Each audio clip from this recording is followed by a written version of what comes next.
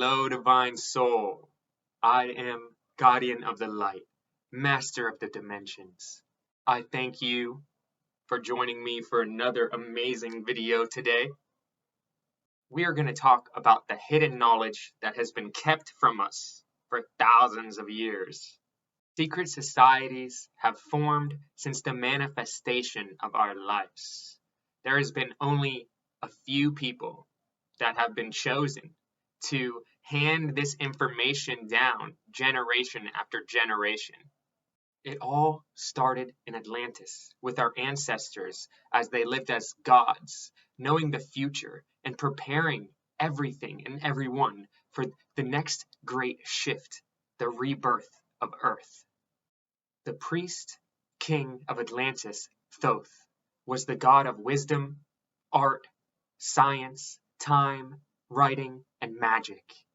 Thoth had formed a group of kings to set up the knowledge around the world and keep it hidden for when the time comes. Thoth sent many of these kings throughout the world to teach cultures this wisdom and knowledge. This is why we see so many of the same traditions, stories, numbers, sacred geometric shapes and patterns, pyramids all around the world. We can see that many of these places and pyramids align with the Earth's natural vortexes or chakras. Now let's look at Nikola Tesla's free energy coil. When we look at it in a grand picture, we can see that Thoth and all these cultures knew the future of Earth. It seems they had set up free energy power plants around the whole world, so that when the day comes that the Earth's vortexes and chakras open up, it would supply free energy to the whole world, not only in machinery, but in our spirits and bodies. You must understand that these religious stories and myths are told in a way that only the truly enlightened will comprehend. This was to keep it all secret, hidden from the innocent and the barbaric. Just like the pyramids and Tesla Tower, you, yourself, are this free, unlimited tower of energy. The Egyptian pharaohs knew this, just as the Hebrew priests did, for this is what the Ankh represents, and the tree of life. And the best way to hide a secret is in plain sight. And there is a difference between seeing and looking. It's as if these cultures have been leaving behind codes for the ones that are wise enough to look for it. Maybe they knew that these secret societies would end up using these secrets for their own spiritual gain and domination of the world. Let's look at these Egyptian symbols and what their hidden meanings are that have been kept from civilizations and religious practitioners. The Scarab beetle represents your skull, the top of your free energy tower. The Eye of Ra and the Eye of Horus represent your pineal gland.